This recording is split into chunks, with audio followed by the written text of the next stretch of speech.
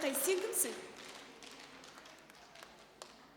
2003-тің сәуірінде ашқан өмір есігін, сарқытымын жамбыл қарттың, жамбыл менің есімім. Іште жатып ғашық болдым бабалардың жырына, өлең жырмен әлдиледі туған жерім бесігім. Балағай, сен кімсің? Бұл Жамбыл ғой. Жамбыл? Иә. Ойбай. Сен де газет оқисың ба, Жамбыл? Онда тұрған не бар? Мен де газет оқимын, өлең шығарамын. Қой енді бауырым, өлең шығарам дегенің артықтау болып кетті енді. Кіп кішкентай болып, қайдағы өлең? Қазір көрсетем.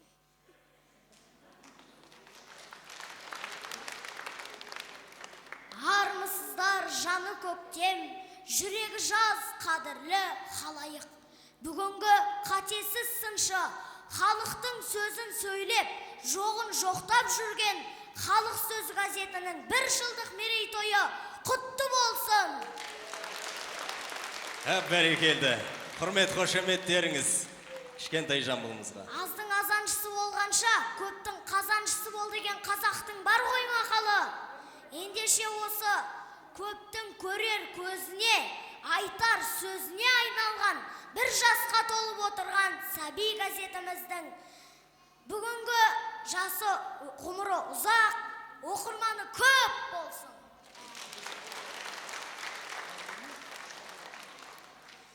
Мен осы газетімізге арнап, өзімнің тіліме арнаған өлеңімді оқып берейін. Сәби газетіміздің құрметіне. Ана тілім сен менің арымбағым, сен ойласам келмейді дамылдағым. Балшығымды арнадым жаным саған, бала Жамбыл сый деп қабылдағым. Тілім сенің құныңды білмегендер, құлағына сен жайлы ілмегендер. Құзғындайын жатса да 100-ге жетіп, адам болып мәнді өмір сүрмегендер. Тілім сені өксітіп жылатқандар, шұбарлап ластауды ұнатқандар. Туған ұлттың тұнығын лайлаған, жүзі қара жүрексіз суайт жандар. Тілім сені менсінбей қорлағандар, өгейсітіп араша болмағандар. Опасыздық жасаған отанына, олар нағыз намыссыз оңбағандар. Тілім сені туғылып көтергендер, анасының ақ сүтін өтегендер. Ана тілін анам деп аялаған, аруларды жігіттер мәпелеңдер. Үлбір етіп өкілі үміттерді, сенімдерге жеңдіріп күдіктерді. Асыл жарға таңдай біл ару қыздар, ана тілді айбынды жігіттерді. Деп айтамын айқайлап жан жағыма, сен арқылы шығамын заңғарыма. Сен тіріде ұлтымда өлмек емес, мен жарасам болғаны қорғаныңа. Сені сүйіп құрметтеп бағалаған, кім болса да дос бауыр ағамаған. Менің жау мекенін біліп жүрсін, басыңа балта шауып аралаған. Мен сені қорғап өтем өлмесін деп, тілім өліп шырағым сөнбесін деп. Қадіріңді білмейтін қаты кездер, қазақты да сені де көнбесін деп. Сен көмілсең түнекке мен өлемін, тіл өлгеннің көрмедім өрлегенін. Әр қазақтың баласы дұрыс шығар, тілдің жайын жөргектен жөндегенің. Ой, бәрекелді. Жамбыл Дүйсенов. Алдымызда тәуелсіздіктің 20 жылдығы келе жатыр ғой. Тәуелсіздік біздің ата-бабаларымыздың аңсаған, бұрыннан бері аңсаған арманы еді. Енді сол тәуелсіздікке қол жетті қазағым. Мен қазір тәуелсіздікке арнаған өлеңді оқып берейін. Тәуелсіздігім тәңірден келген тәтті сый. 20 жасқа толасың тәуелсіз елім, нұр елім. Кеудемде сен деп соғады бейкүнә сәби жүрегім. Гүлденіп жайнап көркейіп өссе деп жүрген өз елін. Мен едім, егемен елдің ұлы едім. Мен едім, тәуелсіз елдің таңы едім. Мен едім, тәуелсіз елдің таңы едім. Қайрат, ләззат, ерболдың ақ қардай аппағар едім. Көмейден шығып көк көрлеп даламды кезіп шарлаған бейбігіл роза мақпалдай апалар салған ән едім. Мен едім бабалар ізін жалғаған. Халқымның бала қыранем көгінде еркін самғаған. Күндіз сетінде тәңірден тілерім менің бір тілек. Бейбіт күн болсын жерімде, болмасын соғыс зар заман. Көк туым шалқып төрімде елімнің бағы таймасын. Жас болып ару астанам құлпырып күндей жайнасын. Тәуелсіздігім тәтті сый, тәңірден келген ағайын. Бар қазақ болып бақытты 20-шы жылы тойласын. Бәрекелді, Жамбыл. Өркенің өссін. Көп рахмет. Бәрекелді, тіл көзден сақтасын. Ал ассалаумағалейкум, көңілін ән тербеген, лебізі жан тербеген алаш жұрты. Армысыздар, ақыл қанатты, көзі қарақты ән сер қауым. Халық әндері атты қайырымдылық кешімізге қош келдіңіздер. Бүгінгі кешті ұйымдастыруға ұйытқы болып отырған Халық сөзі газеті мен ұлттың үні Қазақ радиосы ұжымдар екенін естеріңізге саламыз. Бәрекелді, әсел байқадың ғой, жаңа ғана жігіттер қауымы қалай концертімізді биік рухта бастап жіберген. Ендеше осы салтанатты рухта күміс көмей жез таңдай әншіміз Рамазан Стамғазиевті сіздердің қошеметтеріңізбен сахна төріне шақырайық. Қошемет. Бір жан салдың әні 10 саусақ.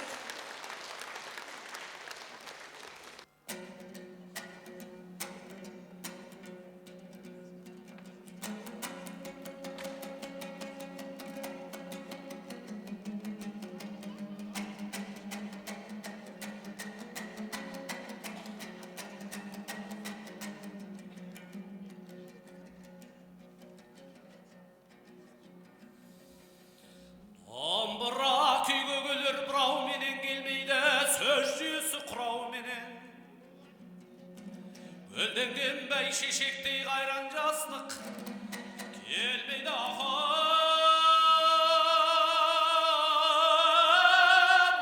Қайтайланып сұрау менен Ағылын саусағым бір баспай, жүрмін қалай ер баспай, жиын тойдың ішінде ән саламын солай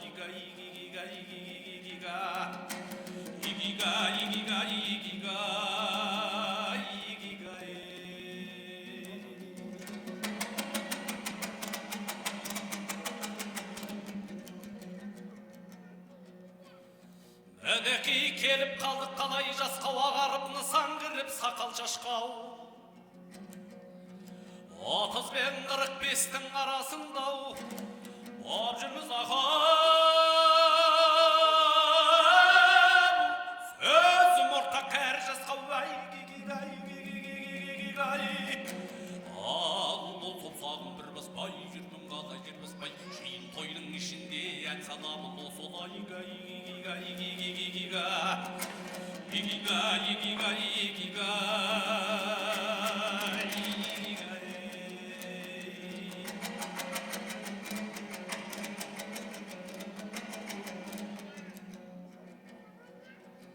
Сорасам төрт момынның жүйрегімен 300-дің алғы ұстағаны тұйғын аман.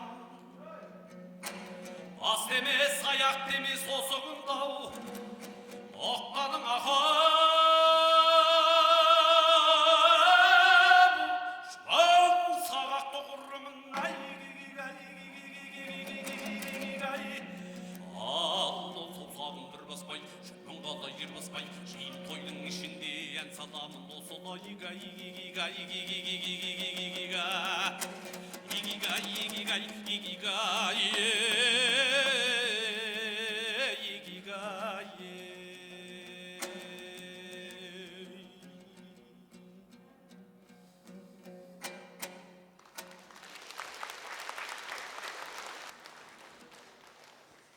Ардақты ағайын, мынау халық сөзі дейтін үлкен газетіміздің 1 жылдық мерейтойы құтты болсын дегім келеді. Әрине тілек көп.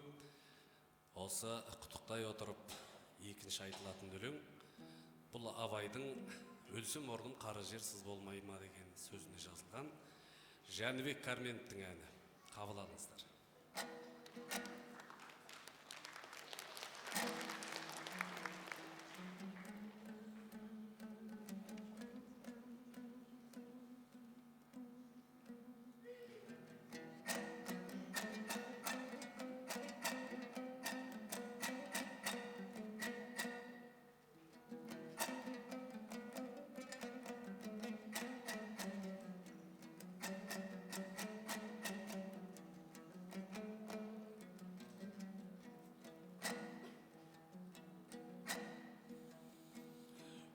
өлсем орным қара жерсіз болмаймы?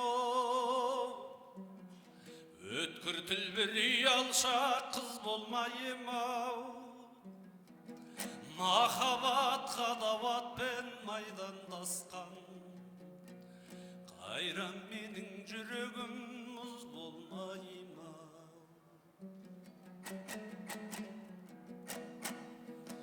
Жүрегімнің түбіне терең бойла, мен бір жұмбақ адаммын, оны ойлау.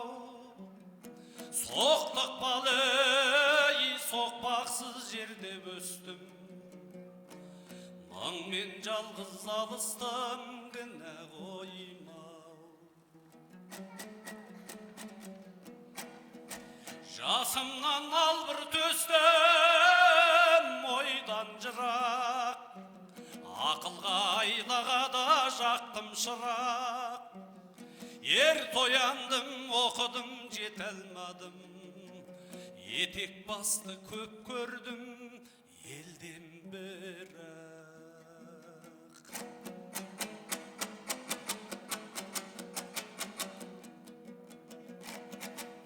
Қартайды қай қойлады, ұйқы сергек, ақылың ашыған ойды кермек. Сырласарға адам жоқ, сөзді қарлық, кім көңілді көтеріп болады ермек.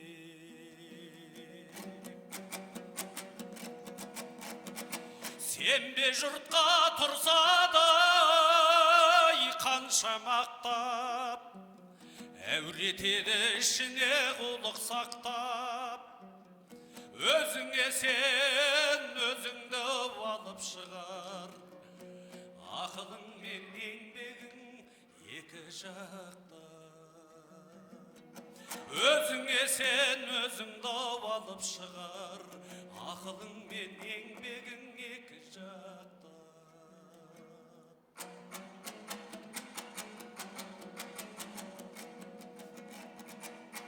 Көрдік қой дүние деген иттің көтін, жеп жүр ғой біреуінің біреу етін. Ойлы адамға қызық жоқ, бұл жалғандау, көбінің сырты бүтін, іші түтін. Ойлы адамға қызық жоқ, бұл жалғандау, көбінің сырты бүтін, іші түтін. Ішім толған мен өрт, сыртым дүрдей, мен келмеске кетермін түгендірмей.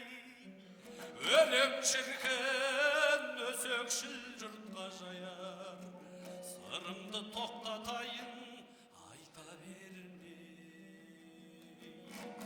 Өлең шіркін өсекшіл жұртқа жаяр, сырымды тоқтатайын айта бермей.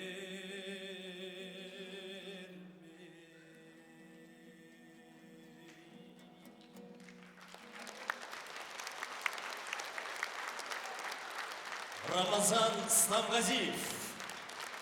Бәрекелді Қазақстанның еңбек сіңірген мәдениет қайраткері Өмірқұл Айниязовты қарсы аламыз. Халық әні Сәулем ай.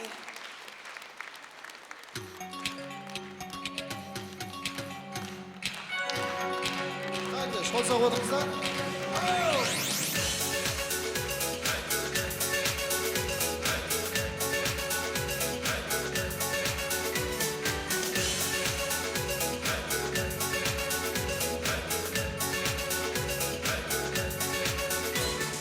Мінген атым астыма құлақ асқан, ойнамаймын құрбымен айнам, сенен басқа ой сәулем ай.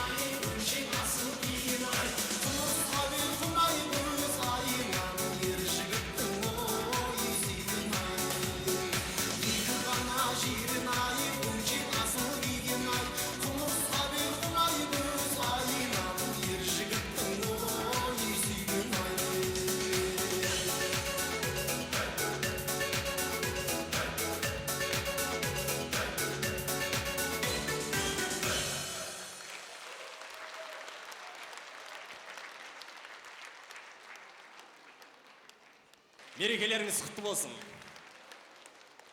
Мына батыр қайдан келеді? Ай, осы дәуде болса халық сөзі ғой. Сонда Бақытжан халық сөзі әлі сәби екен ғой. Әрине сәби, халық сөзі бүгін 1 жасқа толды. Міне, біз сол халық сөз газетінің 1 жылдығын тойлап отырмыз бүгін. Қаз-қаз басып жүріп, нардың жүгіне татитын қайырымдылық істердің мойнына алғанын айтсайшы. Мысалы, осы залда отырған көрермендерімізге халық сөз газет тегін жаздырылды бүгіннен бастап. Келесі айдан бастап әр қайсыларыңыз халық сөз газетін тегін алып тұрасыздар.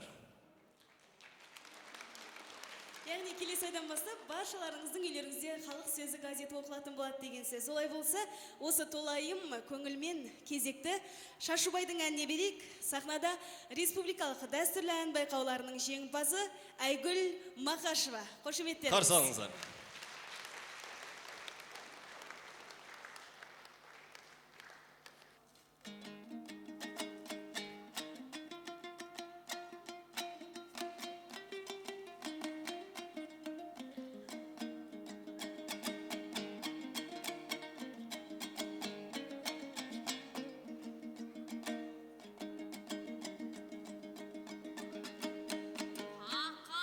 Ақайың қызыл қайың, сырлы қайың, баласы Қошқарбайдың Шашубаймын.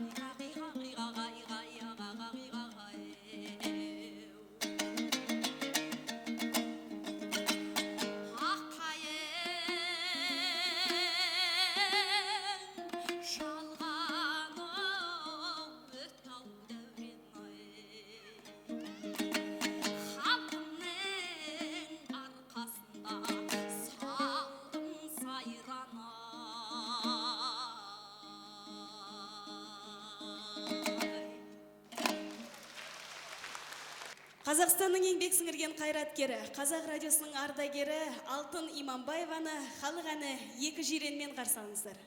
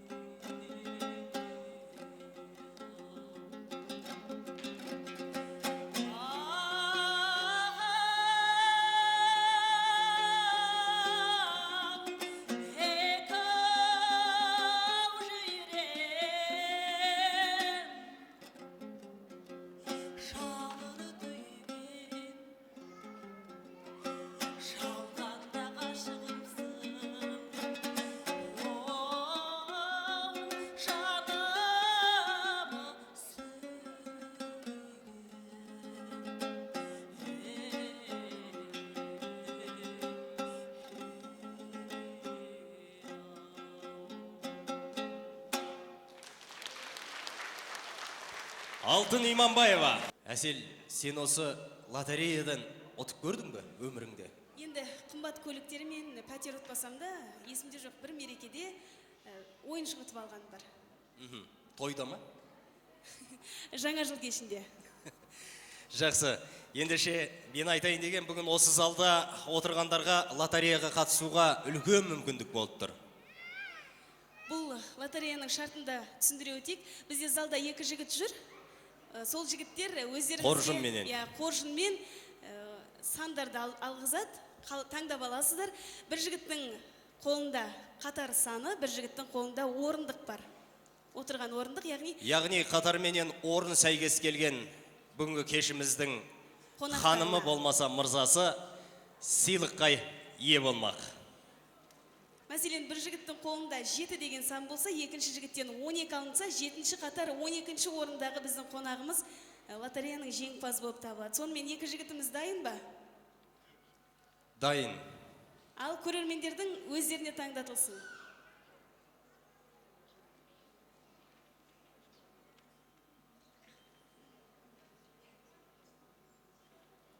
Сонымен Таңдау басталды. бұл қатар ма, орын ба?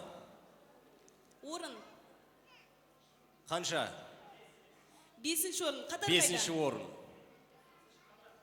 5-ші қатар. 5-ші қатар 5-ші орында. Жоқ, орынды таңдау керек қой тағы. Енді орын таңдаймыз. 18-ші қатар. Жоқ, 5-ші қатар 18-ші орын. Қайда? 5-ші қатар 18-ші орын. Бүгінгі кешімізге қонақтарымыз билетсіз келген, сондықтан да ешкім орындары менен қатарын біле бермейтін шығар. Десек те арттарыңызға өңіліп, орындарыңызды көріп алсаңыздар. 5-ші қатар 18-ші орында кім отыр? Бәрекелді. Бәрекелді. Абайымызға құрмет көрсемет. Сары көйлектегі тәтемізге өзінің сыйын табыстасаңыздар.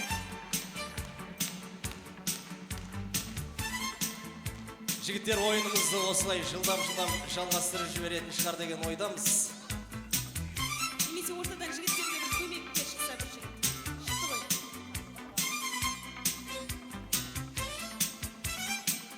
Сонымен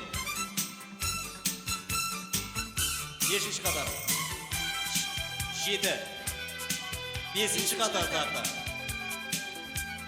Сіз тек қана 5 деген санды салып болған сияқтысыз ғой қоржыныңызға. Нешінші орын? 5-ші қатар 4-ші орын. Қошемет. Тұрыңыз, 5-ші қатар 4-ші орын. Ой жеткеніміз, көйлегіңіз қандай әдемі. Тағы да сый-сияпатыңыз бар сіздің көйлегіңізге қосымша. Қабыл алыңыз. Сыйыңызды қабыл алыңыз. Келесі.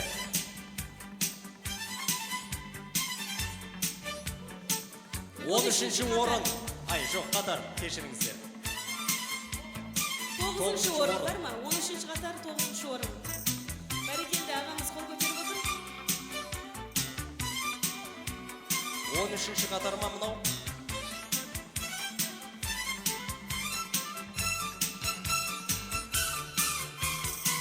Ойынды жалғастырамыз, Жангелді. 8-ші қатар 7-ші орында кім отыр? Мен.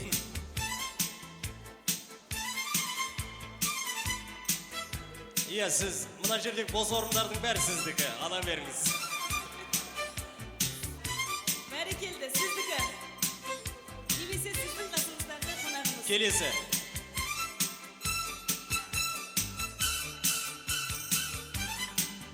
Жеңіс құтты болсын. Апайымыз түсінбей қалғанша. Лотерея ойнатып жатыр. 5-ші орын. 5-ші қатар. 12-ші орын. 5-ші қатар 12-ші орын. Апамыз мұнда. Құтты болсын. Жеңісіңіз. Сияпат, вот, сияпатыңыз. Әрі қарай жалғастырамыз. Бүгін сияпатқа еге болып жатқан ағайыптарымызға қолдау көрсетіп бір шапалақ ұрып қойсақ, болмас па еді? 2-ші қатар 4-ші орын. 2-ші қатар 4-ші орын. Бәрекелді. 2-ші қатар 4-ші орын. Әпкемізге бұйырды. Қатар саны 17. Қатар саны 17.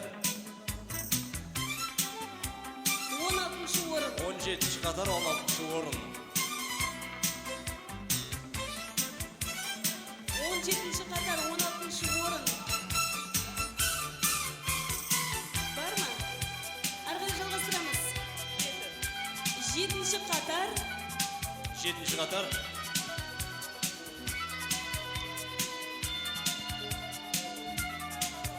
Үшінші орын. 7-ші қатар 3-ші орын. 7-ші қатардың 3-ші орнында. Кім бар екен мұнда? Кішкентай ғана қонағымыз.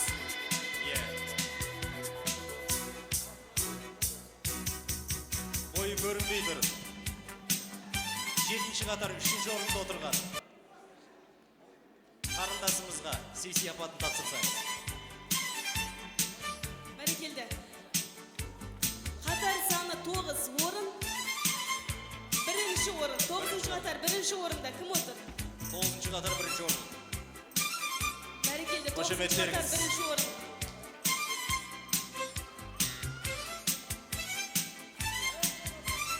Әрі қарай жалғастырсақ. Бар ма тағы? 11-ші қатар 2-ші қатардың 0-ші орында отырған Нұртас ағамыз билетті көтеріп отырған. Бәрекелді. Қандай? 13-ші орын. 13-ші орын. 7-ші қатар ма? 14-ші орын. Сонымен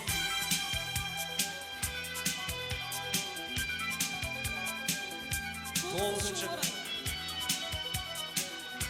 9-ші орын. Жәнген. 14-ші қатар 9-ші орын деді ғой. Жоқ, алдындағысы. 13-ші қатар болған. 14-ші орын болды ма? 13-ші қатар 14-ші орынның сый-сияпатын беріңіз. Келесі 9-ші қатар 16-ші орын. 16-ші орын. 9-ші қатар 16-ші орын. Мінекей. Жангелді бітті ғой. Осымен тәмәм ба? Біреу бар ма? Ана кісінің сый-сияпатын беріңіз. 9-ші қатар 16-ші орында отырған.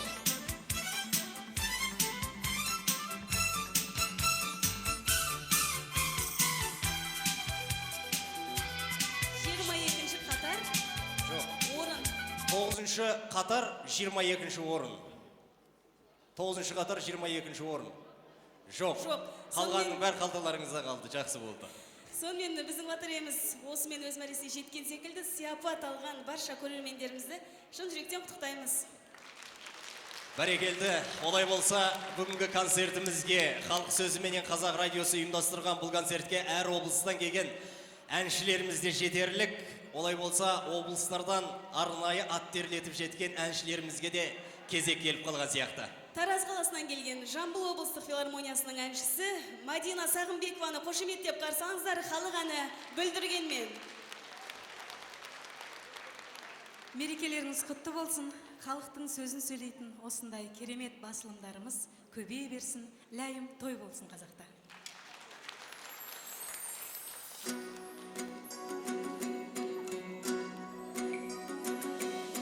Ассалаумағалейкум, ағаларым бүлдірген, ақ жібекпен көмкерген жағаларым бүлдірген. Рұқсат болса сіздерден,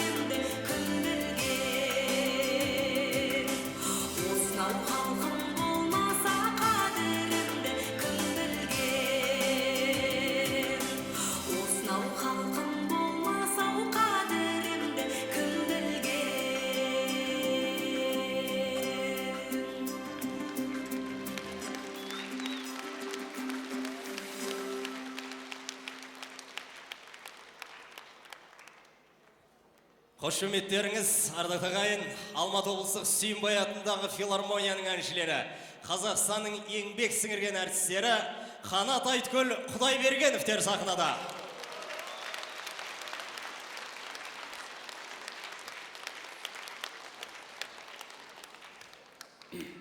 Мерекелеріңіз құтты болсын. Халық сөзі болғаннан кейін бүгін халық әндері шырқалып жатыр. Ендеше Айткүл екеуміздің 30 жылдан аса шырқаған әндерімізден жиынтық попури сіздер үшін. Мереке құтты болсын.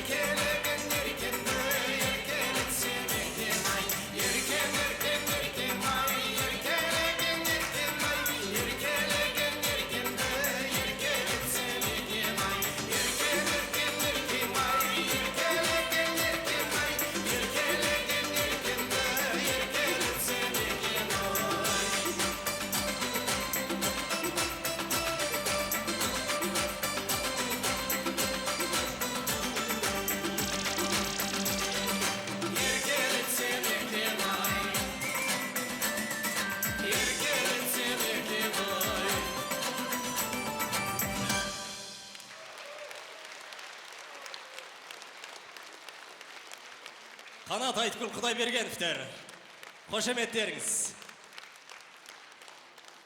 Әсел, сен осы жігіттерге көңілің тола ма?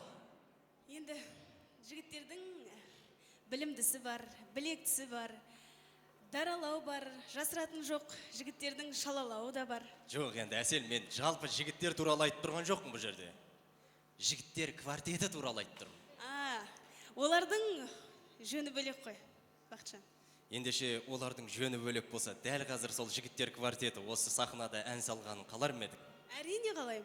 Мен ғана емес, біздің жалпы көрермендеріміз де қалап отырған болса керек. Олай болса, баршаларыңыздың қалауларыңызды орындайын. Былай тұр. Алақай, малақай, сүф! Ай, бәрекелді. Бәкір Тәжібаевтың әні «Туған жер өзің» дегенде. Қошеметтеріңіз жігіттер Ассалаумағалейкум. квартетіне. Құрметті қонақтар. Ал бүгінгі мейрам құтты болсын. Сондықтан көңілдірек отырайық, сіздердің қуаттеріңізге туған жер әні. Көңілдірек отырайық, әне. Бірге айтайық.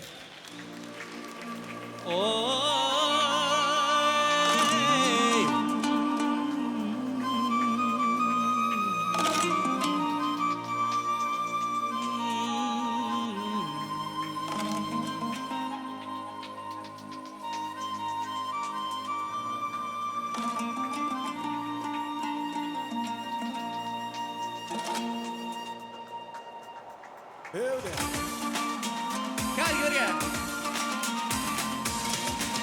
Алыс кеттім мен сені аңсап жүрем, сағыныштың сазымен аңсап жүрем туған жер. Ауылымның түтін ай қымбат маған белдер айбын қақтаған туған жер. Туған жер өзің дегенде жүремін әр кез елеңдеп, бір сезім билеп барады жүрегім дүрсіл қағады. Туған жер өзің дегенде жүремін әр кез елеңдеп, бір сезім билеп барады жүрегім дүрсіл қағады. Туған жер, туған ел. Көзді тартып жайнайды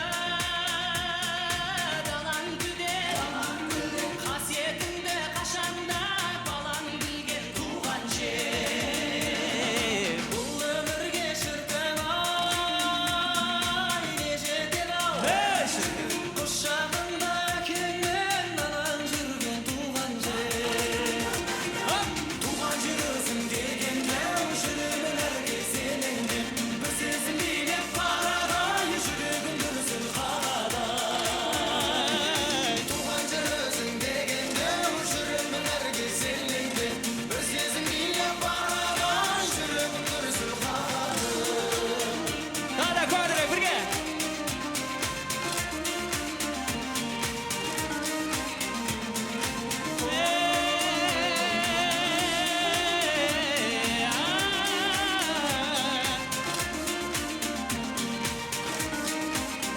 Ал бірге айтамыз. Sensiz ән күй жанға саз береді ме? Үй жарайы қалсам сәл ғана керегіңе туған жер. Сенсіз көрген жарығым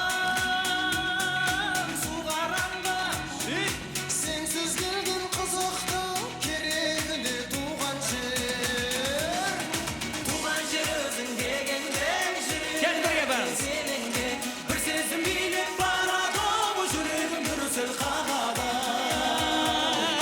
Туған жер өзің дегенде жүремін әр кез елеңдеп, бір сезім билеп барады жүрегім дүрсіл қағады.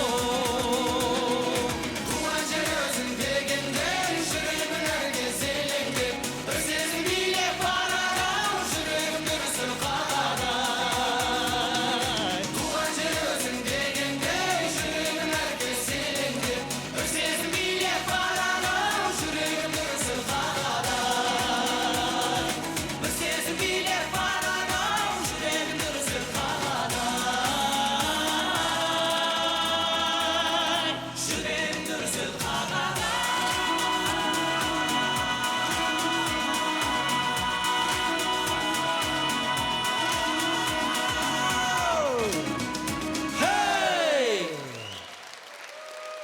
Рахмет. Жігіттер квартеті, құрмет қошеметтеріңіз, мерекелеріңіз сағыда құтты болсын. Әсел, сен бүгінгі халық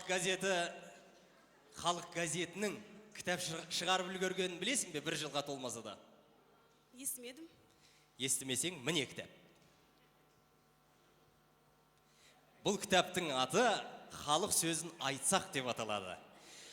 Аз да болса қазақтың зиялы қауымының пікірін жинақтаған бұл кітаптың ғұмыры ұзақ болады деген ойдамыз. Ендеше осы кітаптың тұсауын кесу үшін ортаға белгілі өнер сыншысы сахна төріне қазақтың біртуар ұлдарының бірі, мемлекеттік сыйлықтың иегері Әшірбек Сығай ағамызды шақырамыз.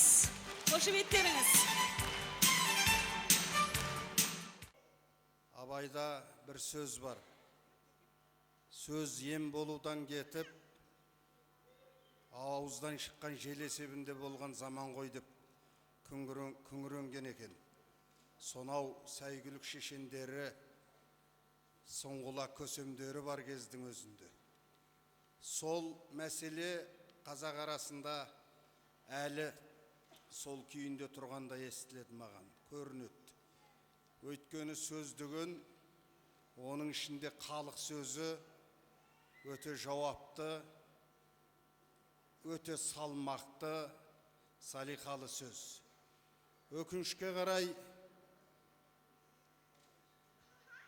өте қопал, қара дүрсін айтылатын билік сөзіне керемет өткірді, өтімді халық сөзі әлі тосқауыл бола алмай келе жатыр. Өкініштісі осы. Неше бір сөздер айтылады, неше бір пікірлер айтылады, бірақ одан жасалып жатқан тұжырым, түйін әзірге билік тарапынан осал қалпында. Оны ашық айту керек.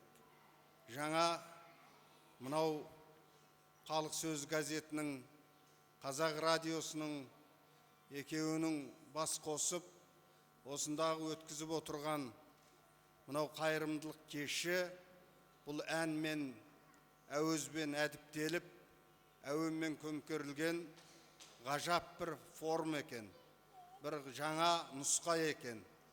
Тек қара сөз сапыра бермей, халық сөзі осы деген сыңайда, мынау әмменен бипаздап отырып, бекзат сөйлеп, мына қазақтың қара сөзінің, салиқалы сөзінің сөлін сығып беру үшін ел жұрттың көкейіне мынау бүгінгі музыканың жаңағыдай әртүрлі ойын, іс-шаралардың рөлі үлкен сияқты. Осындай кешке халық сөзін шығарған азаматтар, бүгін бір жылдығын жасағалы жатқан азаматтар құр қол келмепті, халық сөзін айтсақ деген кітапты ала келіпті. Кітап мына халық сөз газет сияқты жаңа туған, әлі жөргекте жатқан құндақтаулы сәбиді көзге елестетеді. Әлі парақтап үлгерген ешкім жоқ. Өкінішке қарай жаңа ең біріншілердің қатарында менің қолыма тиді. Көптеген елге аты белгілі зиялыларымыз, өркениетті көксейтін, соны өксіп іздейтін тамаша, тәлімді, тағылымды ағаларымыз кітап бетінен сөз алған екен. Әрине бәрі бірдей жорға деуден аулақпын, шолып шықтым, бәрі түсінікті нәрсе. Жағыну, жағымпаздану жарысында жүлде алып жүргендерді кіріп кетіпті, халық сөзін айтқан болып. Мен оларға әрине сенбеймін. Өйткені сол маңайды торый берсе, өзінің уақытша ұтысын түгендеп жүргендерді кездесті. Ал шын мәнінде халықтың сөзін айтып, көкірегі қарс айырылып, кеудесі өкінішке толған, ар жағында жатқан запыранын қалай төгерін білмей, ол жағымды жағдайда айтып тұрмын. Елдің күйзелісін көтерісуге даяр азаматтардың жақсы сөздерінде байқап қалдым. Демек, кітап халыққа сіңетін кітап. Өзі кішкентай болғанмен айтайын деген ойы көлемді екен. Мынау бүгінгі күнгі құр әншейін әнмен сөзге құрмай, мынау кітап деген бұл өзі жүректі жарып шығатын, ең жүрек жарды біздің қасиеттіміз, қадірліміз. Ендеше әр үйдің текшесінде тұруға лайық кішкене кітап, көтерген жүгі өте ауыр кітап, сіздерге жол тартты ағайын. Осыны ұйымдастырып, осындай әңгімені көтерген, осы өзіміздің қыз жігіттерге, сол елінің, жерінің қамын ойлаған ойлы азаматтарға, егер сіздердің аттарыңыздан рахмет алғыс білдірсек, оның еш ерсілігі жоқ қой деп білем. Кітап құнды болсын ағайын.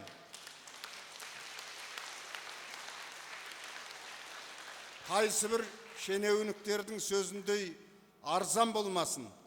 Халықтың көкейіндегісін төгіп айтатын маржан болсын. Кітап оқылсын. Рахмет сіздерге. Рахмет, бәрекелді. Бәрекелді.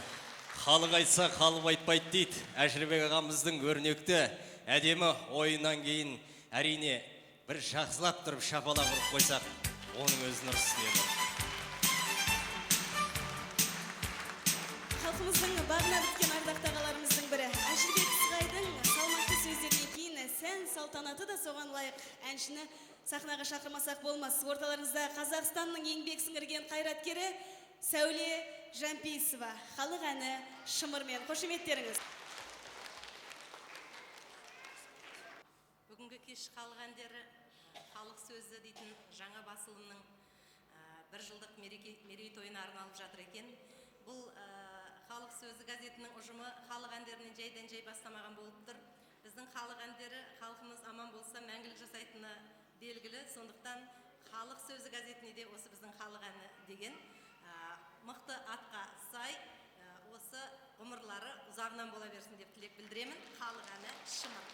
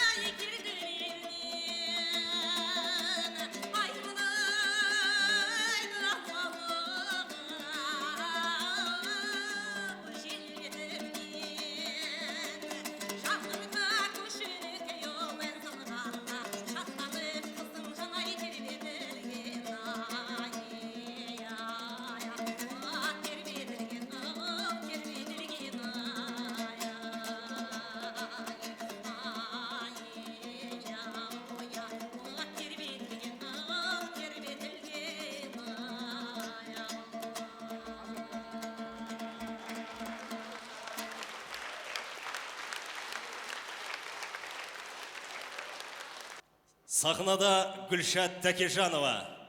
Халық әні Жария Майдай. Қарсы алыңыздар.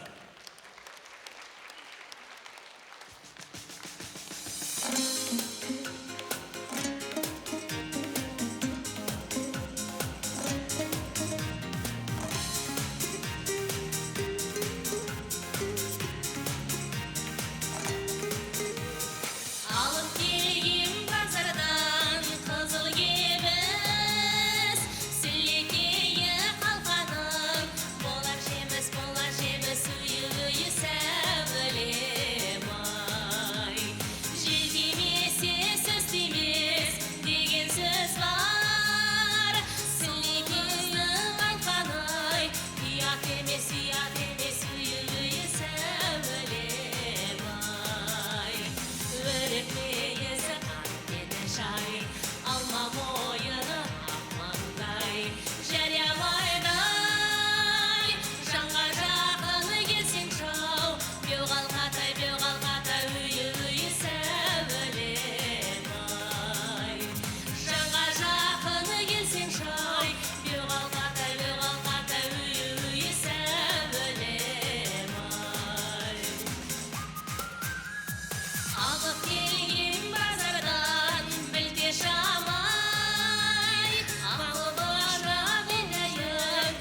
Құдашамай, құдашамай, үйі сәулем ай. Сірә менің көңілім басыларла, сақиналы қолыңнан. Етасамай, үйі сәулем ай. Өріппейесі қаппені жай, алма мойыны армандай. Жаямайдай, жанға жақын келсең шай. Белғалқатай, үйі сәулем ай. Жанға жақын келсең шау, белғалқатай, үйі сәулем ай.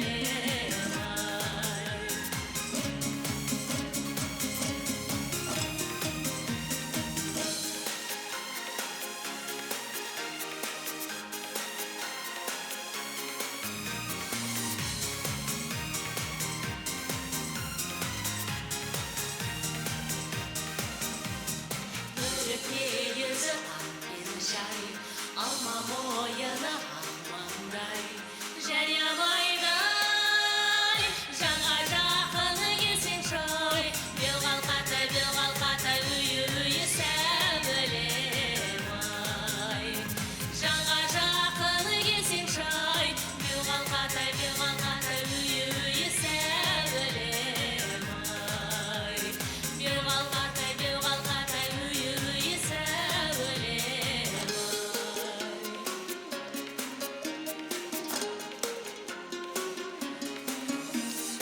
Біржан Салдың әні жонып алды. Сахнада Қазақстанның мәдениет қайраткері Ардақ Исатаева.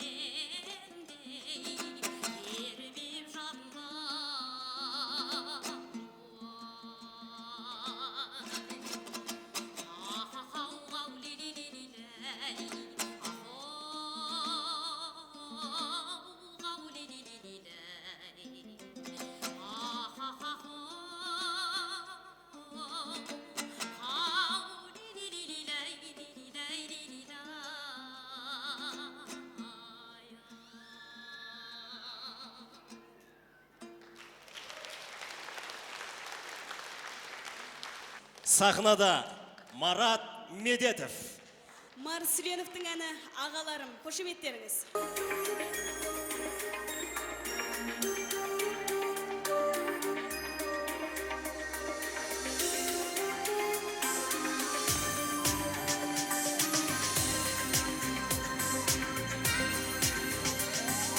Алдымда асқар тауы,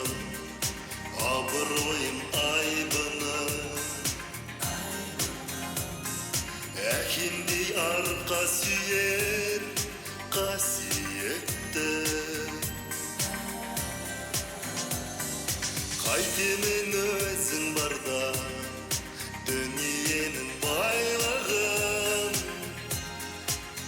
өзіңсің аяларым аға басиетің қасиеттім мені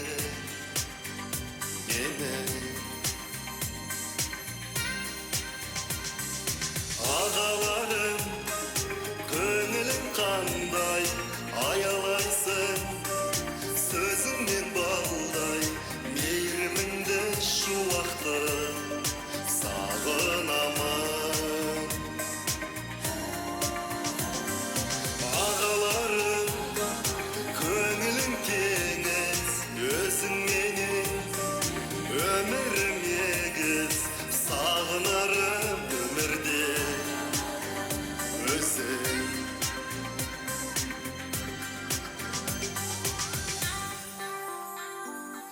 әр сөзің өмірімде сенің берген санама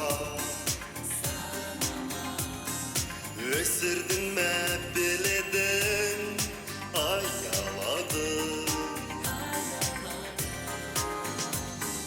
тірегім арқа сүйер бір өзіңсің жанаға сағынсам алтын ұямдайсың саябағым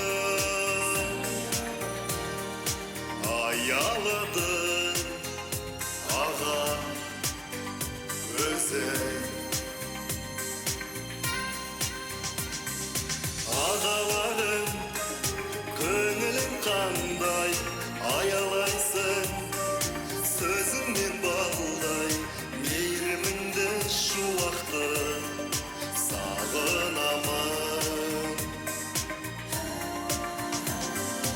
ағаларым көңілің теңіз өзіңменен өмірім егіз сағынарым өмірде өзің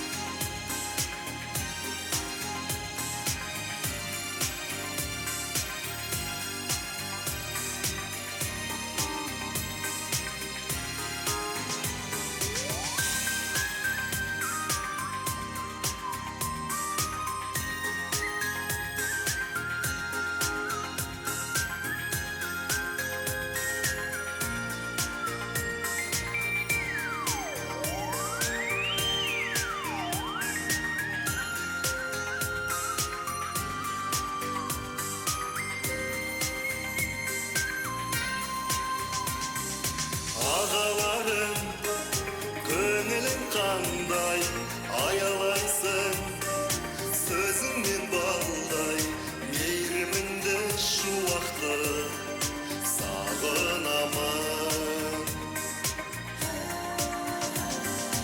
ағаларым көңілің теңіз өзіңменен өмірім егіз сағынарым өмірде өзің сағынарым өмірде өзің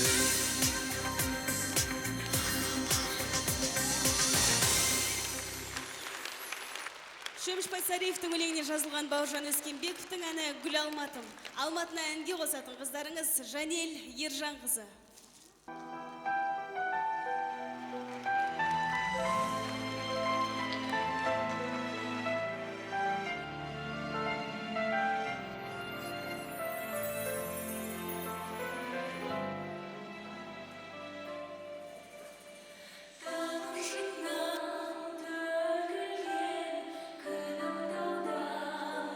Көрінген ақ иығым еңселі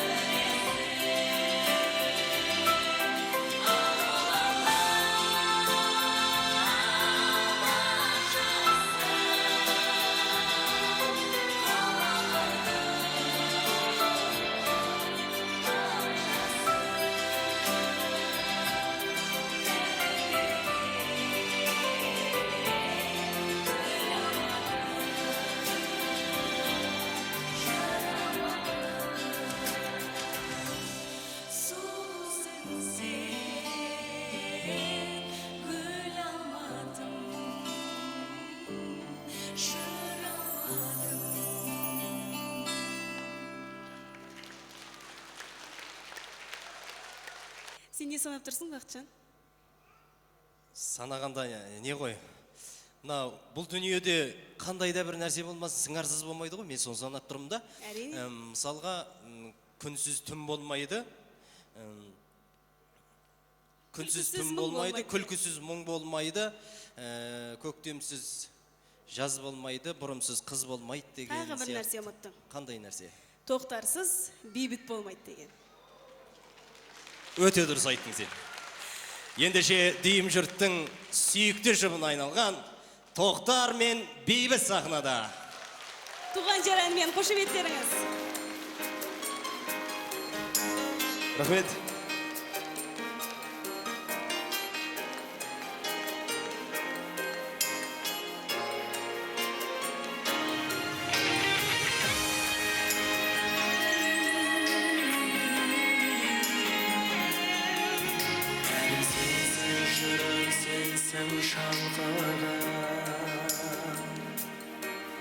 Айналайын қазақ деген қалпында, Өздеріңмен болашаққа туған ел, талаптанып қанат қағып талпына. Айналайын туған далам арасы, жүрегімнің таусылмайтын жарасы. Бағым сенсің туған ел, әнім сенсің туған ел, арым сенсің туған ел, барым сенсің туған ел, жарқыраған айгүл, сарқылмаған айгүл, шалқар гүлім айгүл, туған далам туған елімде түсінбес шаттана, бар сырымды, бар жырымды ақтара. жанымыз бір, әніміз бір сендермен, сол үшін де қазақ елім мақтана. Айналайын қазақ елім арасы, таусылмайтын жүрегімнің жарасы. Бағым сенсің туған ел, әнім сенсің туған ел,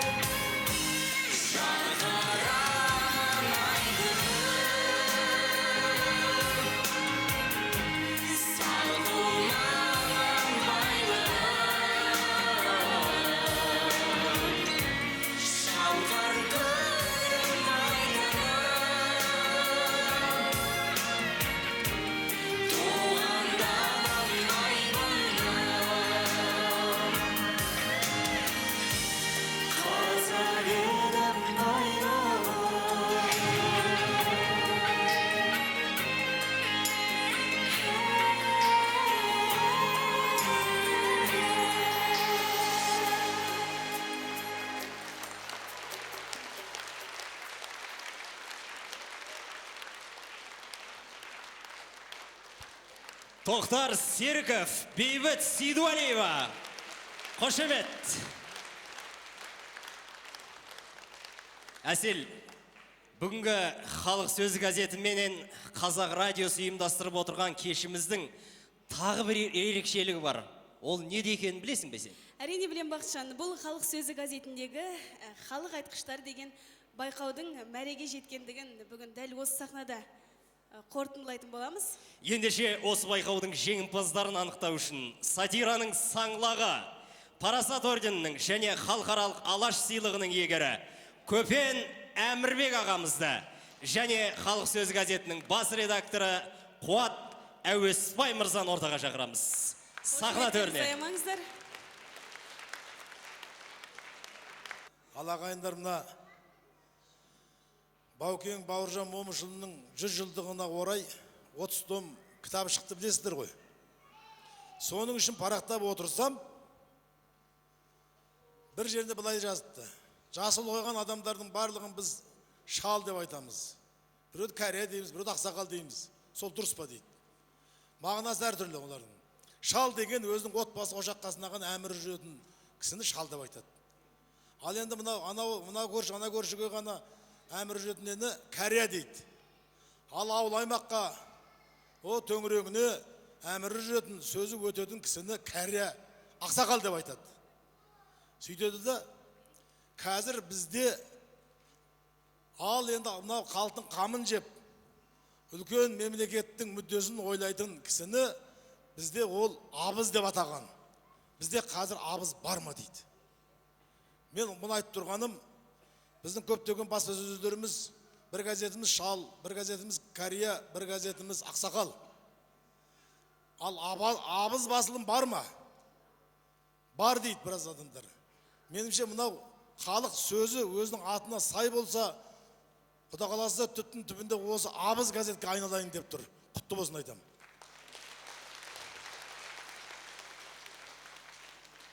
Осының ішінде мінеке ауыл айтқыштары ма? Енді бәрі ауылда тұрады, халық айтқыштары. Мен өзім сол бір жерінде өзім керемет сүйсініп оқып жүрдім. Недегі Қытайда Құлжада Мүтәліп деген бір жігіт тұрады екен. Осы газетке шықты. Бір бала 5 тиын жұтып қойса, әке-шешесі бәйек бопты. Ой, не болды? Баламыз 5 тиын жұтып қойды. Сонда Мүтәліп айтыпты. Ой, 5 тиын деген немене, миллиондап жұтып жатыр ғой, ештеңе етпейді деп айтты дейді. Қандай әдемі? Міне осы халық сөзінде жүр. Алматыдан бір кісі сол Құлжаға барып, Мүтәліптің үйінде қонақ болса, қой сояды. Сөйтсе, қойының етін жеп отырып жұмсақ екенде құйқасы қатты екен. Әр шайнайды, бер шайнайды, қойып айтады, міне құйқасы қатты екен деп. Сонда Мүтәліп айтты дейді. Бұл құйқаны Құда қаласа бүгін түнімен таң атқанға шейін шайнайсыз. Ертең кешке Алматыға қайтасыз, арғы күні барасыз. Сонда Алматыға барғанда арғы күні жұтасыз деп айтты дейді. Халық сөзі ғой. Мінекей осы айтып тұрғаным, осы халық айтқыштарын қазір марапаттайсыздар ма? Жеңімпаздарын айтамыз. Ал айта бер онда. Мұны жаңа көргендеріңіз халық сөзін айтсақ деген. Мен бір әңгіме айтып жіберейінші. Мына сценарийді бұзайын. Сізге бәрі болады аға. Иә. Бәрі болады. Мынау халықтың сөзін сөйлеген, халықтың әнін шырқаған, сонау Шығыс Түркістаннан 100-ден астам әнді әкелген Дәнеш Рақышев ағамыз өмірден озды ғой, 90-ға келеді таяуда Құда қаласа. Сол Дәнеш Рақышевтың төл шәкірті Нұржан Жанпейісов отыр осында. Сол осындай марапаттан соң Нұржан Жанпейісов қайда, бар ма осында? Нұржан Жанпейісов. Жоғары шығыңызшы. Қайда, бар ма?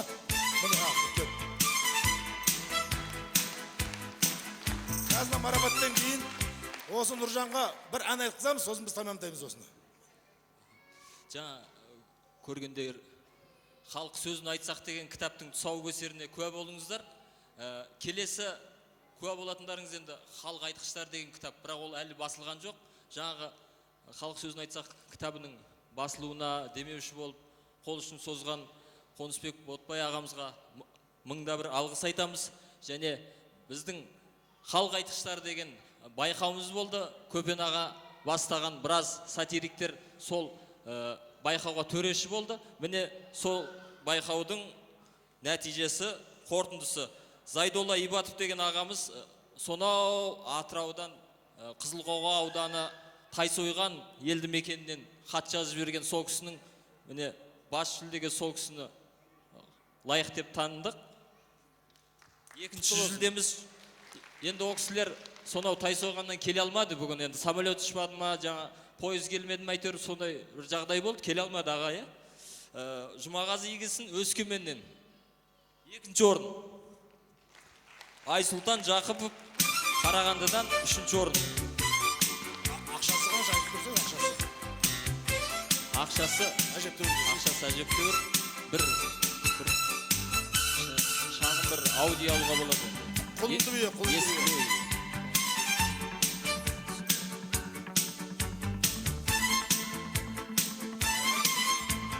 Көпен ағамыз айтты ғой, енді абыз газетке айналыңыздар деп, персілер әумен дейсін, рахмет сізге. Бағана Қазақстан телеарнасында ағамыз екеуміз шығып еді, міне сөз кезегіне де ағамыз екеуміз шығып жатырмыз, жасылық нышаншар. Келгендеріңізге рахмет, сізге де рахмет аға. Бәрекелді. Сіз енді ақшасын сұрағанда терлік беттіңіз бе, соған қарап, сіз грамота бітіп қалды ма деп ойлап қалдық. Енді бұл жаққа кезек береміз ба? Беріңіз. Шынында да осы мынау айтқыштар көп, мынау соның бір несін жинап едім, осы газетке берем ғой деймін. Мына Маңғыстауда Қошанай деген кісі болған, соғыс қатысқан. Содан мен сұрадым, баяғыда осы біраз жылдар бұрын. Соғыс қатыстыңыз ба? Қатыстым. Не болды? Қатысымен тұтқынға түсіп қалдым пленге дейді. Не істедіңіз? Немістер маған сиыр баққызып қойды дейді. Сосын не істедіңіз? Таңертең бір қора сиырды қорадан санап шығарады, кешке санап қабылдайды. Бір сиыр құрса атып жіберем деді. Бір күні қарасам дейді, құрбан айтқа қап дейді. Құрбан айт. Тұрдым да, Құдай қаласа осы Құдай жолымды бере көр. Жеңіске тезірек жеткізе көр дедім де, бір сиырды құрбандыққа шалып жібердім дейді. Кешке келсе бір сиыр жоқ, қайда? Мен айттым дейді, біздің осы қазақта құрбан айт деген бар. Соған осы сиырды сойса, жеңіске тез жетесің деп айтып ем, немістер барлық сиырды сойып тастады дейді. Айтқыш қой халық несі, бұның астары бар. Екіншінде, сосын не істедіңіз? Мен бағады сиыр болмағаннан кейін мен жөніме жіберді, сосын өзім немен қосылдым да Берлинге дейін келдім дейді. Берлинге келсем, ана жерде Сталин тұр, мынада Жуков тұр, мынада Рокоссовский тұр, көзімнің қиығымен картаға қарасам, ана үңгірге кіріп кеткен немістерді қалай шығарамыз деп ойланып тұр екен дейді. Бір кезде Рокоссовский айтты дейді, ай Қошанай, сен ақыл айтшы, мына немістерді үңгірден қалай шығарамыз деп. Мен айттым дейді, қалай шығарадым білмеймін, біздің Қазақстанда інге кіріп кеткен тышқанға су құйса өздері-ақ шығады деп айттым дейді. Әйгі оларда қанша дегенмен Рокоссовский 7 адам ғой, келді 15 водовозды алып келіп су құйып еді, немістердің бар атып шықты дейді. Көрдіңіз бе? Сонда мен қарасам, ертең Кремльге кел деп айтты дейді Сталин. Жинасқа қатысты деп. Осындай залда отырсам, кешік келген едім, артынан жып-жылы алақан ұстады, қарасам Крупская екен дейді. Крупская 30 жыл қойған ол енді. Айтты дейді, ай Володя, ай Қошанай, мына Володя өлгелі есігімізден аттап баспадың ғой деп. Бір кездескенде қысылып қалама деп қатты ұялып жүредім, сол жерде көңіл айттым дейді. Содан мен елге қайтып, кетіп бара жатырмын, бір-екі орыс тоқтатты дейді, ай Қошанай, сағатың қанша болды деп. Сағатын пәлендеп айтып ем, дұрыс біздің Кремльдің сағаты тоқтап қапты. Сен сағатыңа қарап жөндеп алайық деп айтты дейді. Соны елге келсем, бір жылдан кейін переговорға шақырып жатыр дейді. Бұл кім екен деп барсам, баяғы орыс екен дейді сағат сұраған. Ай Қошанай, Кремль сағат тоқтап қалды. Сағатың қанша болды деп айтып ем, болды, жөндеп аламыз деп айтты дейді. Мінекей осы күнге шейін Мәскеу Кремль куранттары менің сағатыма қарап жүретін болды дейді. Бұны айтып тұрғаным, біз қазір тәуелсіздіктің сағатына қарап, өз сағатымызды түзейтін уақытқа жетсек деді, әлде де осы көрші елдердің сағатына қарап, сағатымызды туралап жүрміз. Сондықтан халық сөзі өз сағатын өзіміздің елімізге қарап түзесін дейміз. Әнді Нұржанға береміз. Бәрекелді, президент сыйлығының иегері, сатираның сартысы, сахнаның әртісі Көпен Әмірбек, құрметті қошеметтеріңіз. Және Нұржан Жамбейсов.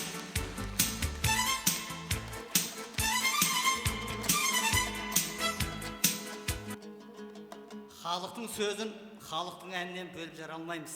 Ол ақиқат нәрсе. Ендеше бүгінгі мынау той құтты болсын. Ендеше жақсы көңіл күйде болсын деген ниетпен халық әні Баянауыл деген ән бар.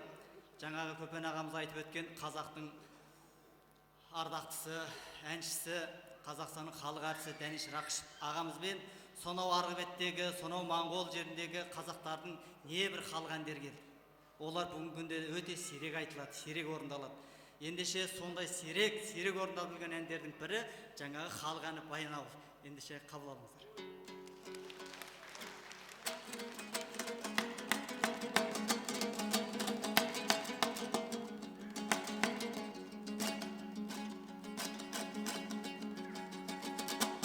Басында Баянауыл балалар қор аққан су, таудан құлап төмені сарқор, әридай, әридай, ай. Осы әнге түрлендіріп салғанымды құмарай, сүйген жардың сонда тарқор, әридай,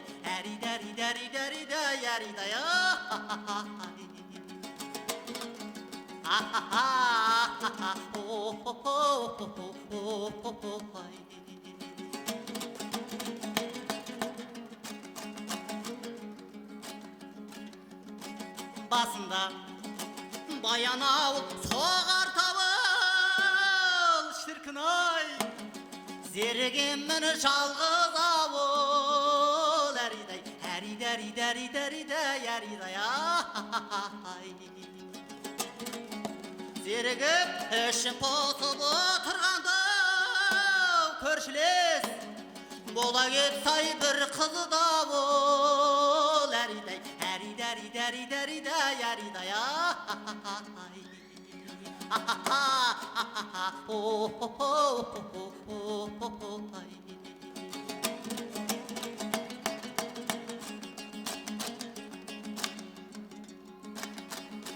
Басында Баянауыл хақ тұрмайды, ақылды шіркін жастық таптырмайды, әридай, ай. Сыртынан қылауылдың ән шырқасын тыржыңдап, кемпір шалдар жақтырмайды, әридай, ай.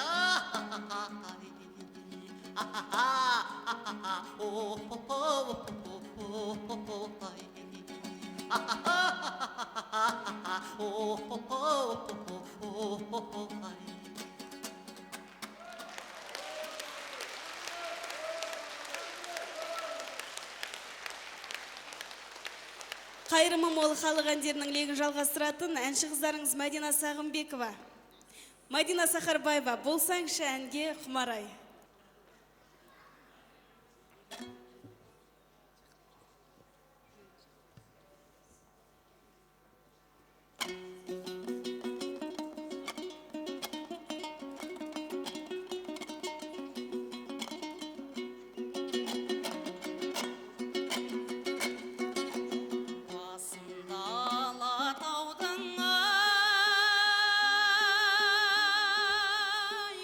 Қайрақ жатыр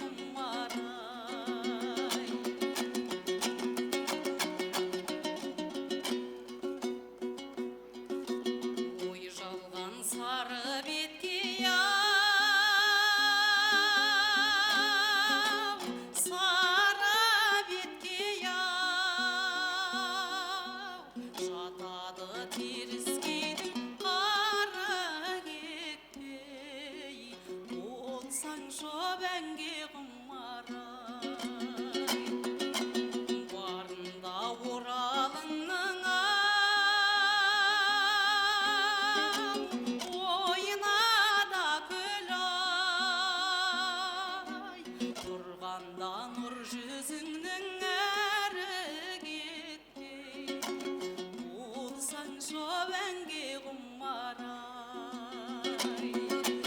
болсаң жаяңге құмарай.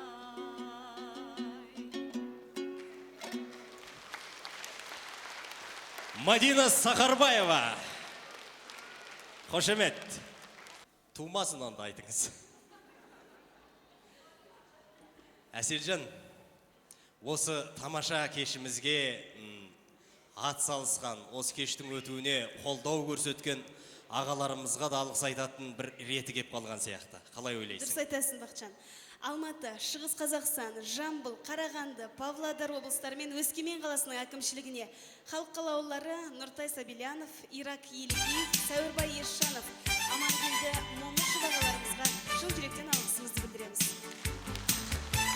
Сонымен қатар халық сөзінің бұл игі бастамасын халықтар ассамблеясы да назардан тыс қалдырған жоқ. 140-тан аса ұлтты мекендейтін елімізден сонау ұйғыр мәдени орталығының өкілі Фуршида Мәсімоваға да алғысымыз шексіз дейді. Әсел кеше мен қазақ радиосын, өзіміздің қазақ радиосын тыңдап отырып бір тамаша әнді құлағым жалып қалды.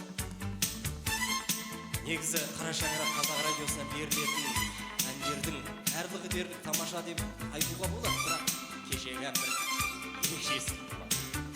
Ол әнді сен айттың, және мен саған тосын сый да әзірлеп отырмын. Сен айтып тұрған әнді дәл қазір өз құлағыңмен осы сахнада естейсің. Сахнада Амангелді Сәндібай және Жібек Жол ансамблі халық әні ауылың сенің іргелімен. Қошеметтеріңіз. Қарсы алайық.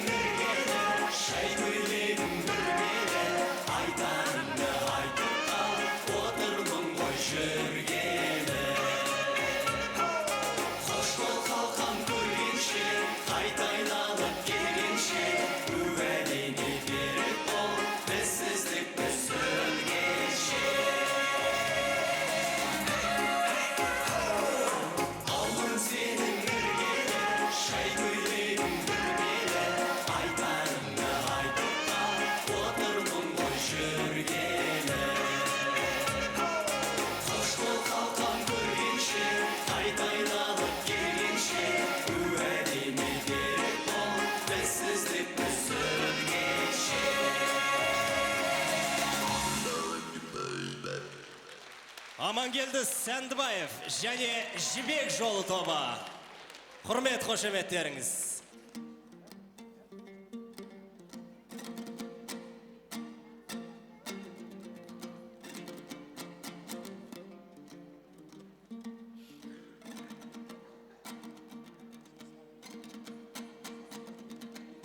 Қарап тұрсаң жігіттер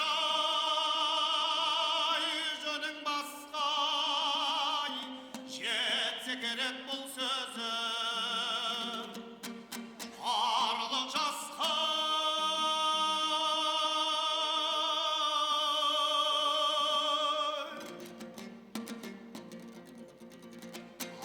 Аспандай жігіттер-ай, бірақ я шабыттан сай түспеймін қарадастан-ай.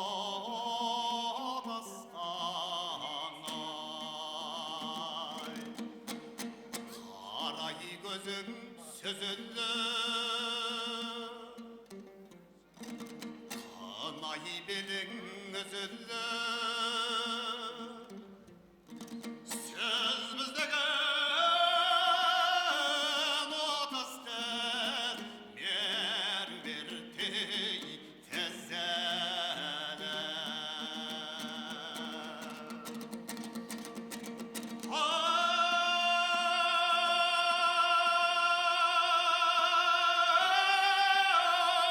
қарайғы,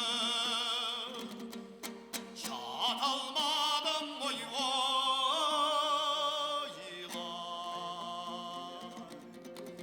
Жер алмадым тойға, сана менен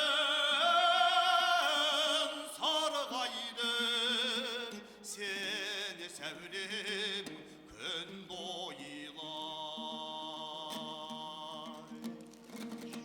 Кетейін деп аттанып, отыр едім баптанып.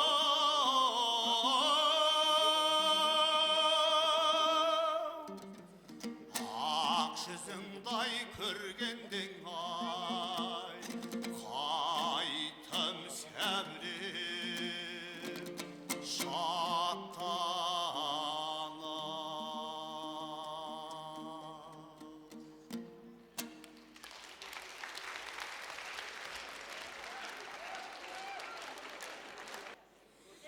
Қырғыздың халық әні Сарой сахнада халықаралық шабыт фестивалінің лауреаты 3-ші республикалық Нұрғиса Тілендиев атындағы Кел еркем Алматыға ән байқауының 1-ші орын иегері Гүлден Жұмабай.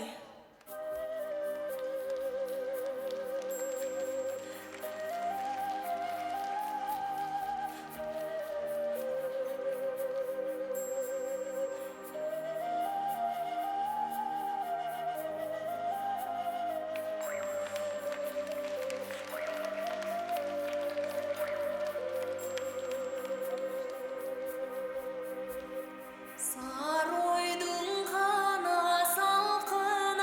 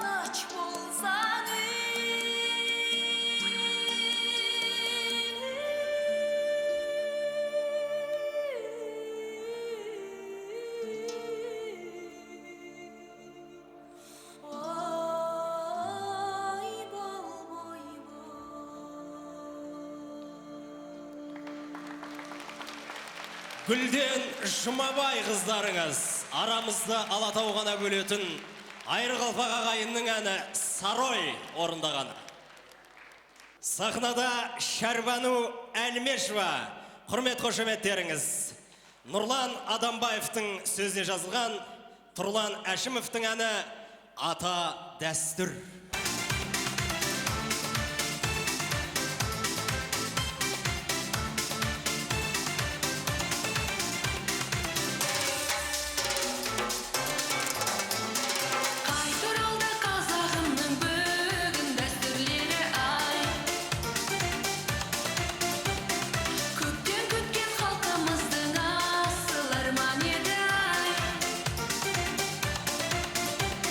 Мерекелі қазақ жері ел мерекелі, дәстүрлерін ығыстаған қазағымның бұл ежелгі.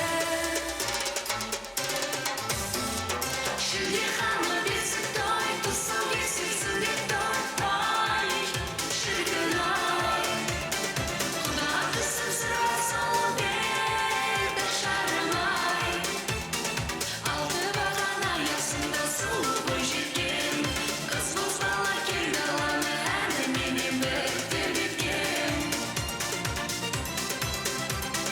Шілдехана бесік той, тұсау кесілсін деп той, шіркін ай.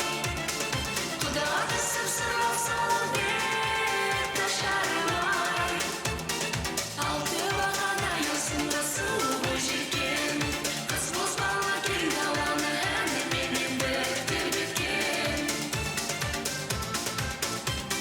Ер жігітке жарасады озып шықса бәйгеден, қыз балаға жарасады алқа шашпаса келе. Жоғалмасын дәстүріміз, ұмытылмасын, ата баба көзін биғып сақтайық қазақ дәстүрін. Шілдехана бесік той, тұсау кесілсін деп той, шіркін ай. Құда түсіп сыра салып еді шарымай. Алты баған аясында сұлу бой жеткен, қыз бозбала кел даланы әніменен бір тербеткен.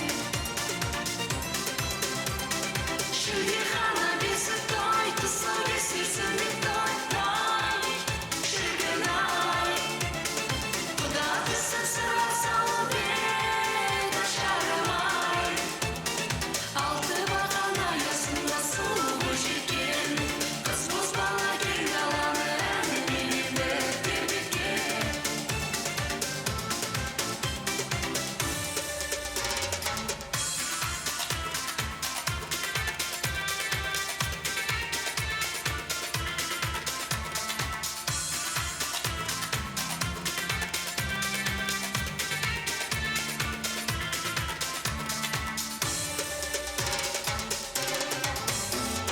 Шілдехана бесік той, тұсау кесілсін деп той, шіркін ай. Құда түсіп сыра салып еді шарымай. Алты баған аясында сұлу бой жеткен, қыз бозбала кел даланы әніменен бір тербеткен. Шілдехана бесік той, тұсау кесілсін деп той, шіркін ай. Құда түсіп сыра салып еді шарымай. Алты баған аясында сұлу бой жеткен, қыз бозбала кел даланы әніменен бір тербеткен.